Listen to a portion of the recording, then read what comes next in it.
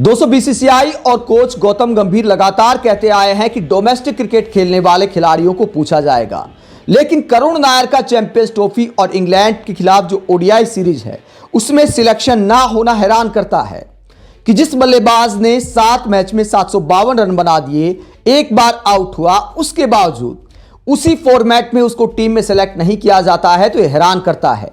खुद सचिन तेंदुलकर ने उनकी तारीफ करते हुए पोस्ट किया था कल, और इस बात की उम्मीद थी कि जब सचिन जैसे खिलाड़ी करुण नायर के लिए ऐसी बातें लिख रहे हैं तो सिलेक्टर्स के मन पर असर पड़ेगा। मैदान पर करुण नायर का बल्ला बोल रहा है, बाहर बड़े बड़े क्रिकेट के एक्सपर्ट बोल रहे हैं, क्रिकेट के भगवान बोल रहे हैं, तो सिलेक्टर्स भी तो इंसान हैं, उनका दिल भी पसीजेगा कि यार इस खिलाड़ी के साथ बड़ी नाइंसाफी हुई थी, टेस्ट मैचों में ट्रिपल सेंचुरी के बाद बाहर कर दिया गया था। कम से कम अब डोमेस्टिक में खिड़की दरवाजे सब हिला डाले हैं तो टीम में इसको अंदर ले लिया जाए, लेकिन करुण नायर खिड़की दरवाजे हिलाते रह गए और कह सकते हैं कि सिलेक्टर्स और जो भी कप्तान कोच जो सब शामिल हैं इस सिलेक्शन में, उनके मन पर कोई असर नहीं हुआ। उन्होंने दरवाजा नहीं खोला और करुण नायर की टीम में एंट्री नहीं हो पाई।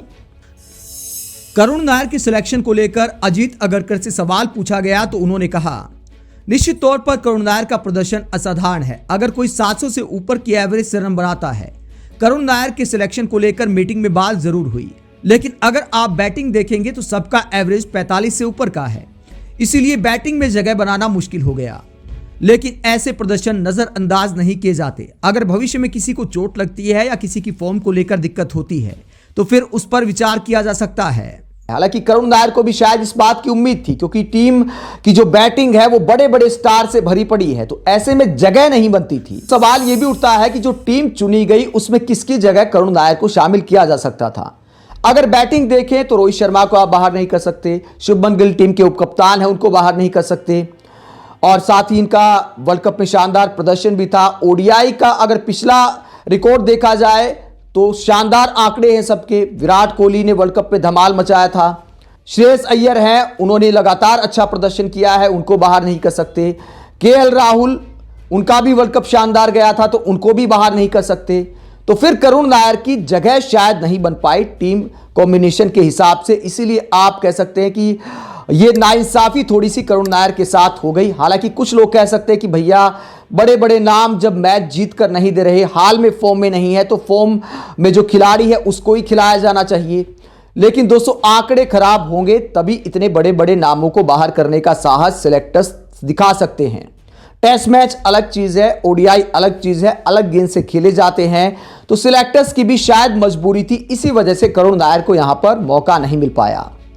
तो करुण नायर के साथ नाइंसाफी हुई, इस बात में कोई दो राय नहीं, लेकिन सिलेक्टर्स की भी मजबूरी थी।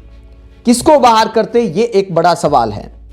जायसवाल की अंदर एंट्री हुई है, तो जायसवाल तीनों फॉर्मेट के खिलाड़ी माने गए हैं, उन्होंने लगातार डोमेस्टिक में भी अच्छा किया, इंटरनेशनल में भी अच्छा किया है, तो जायसवाल जाहिर तौर पर करुण नायर से थोड़ा ऊपर आते हैं, उनका टीम में शामिल होना बनता है। तो ये करुण नायर का बैड लक आप मान सकते हैं। अब देखना यह दिलचस्प रहेगा कि जब आपने इन फॉर्म बल्लेबाज करुण नायर को बाहर रखा है तो आपके जो बड़े बड़े नाम है वो कैसा प्रदर्शन करते हैं, क्योंकि नाकाम रहे तो फिर सवाल उठेगा कि इन फॉर्म खिलाड़ियों को मौका नहीं दिया गया, फिर कहा जाएगा कि काश इन फॉर्म खिलाड़ियों को खिलाया जाता बड़े बड़े नाम की बजाय, तो हम ये जीत जाते, वो जीत जाते।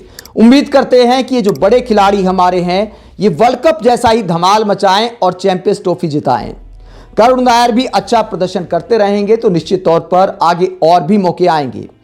आप करुण नायर को बाहर रखने को लेकर क्या सोचते हैं? क्या इनफॉर्म करुण नायर को मिडिल ऑर्डर में डालना चाहिए था, या फिर टीम में जो खिलाड़ी चुने गए हैं वो डिजर्व करते हैं? कमेंट बॉक्स में अपनी राय जरूर दें, साथ ही देखते रहे पब्लिक मीटर।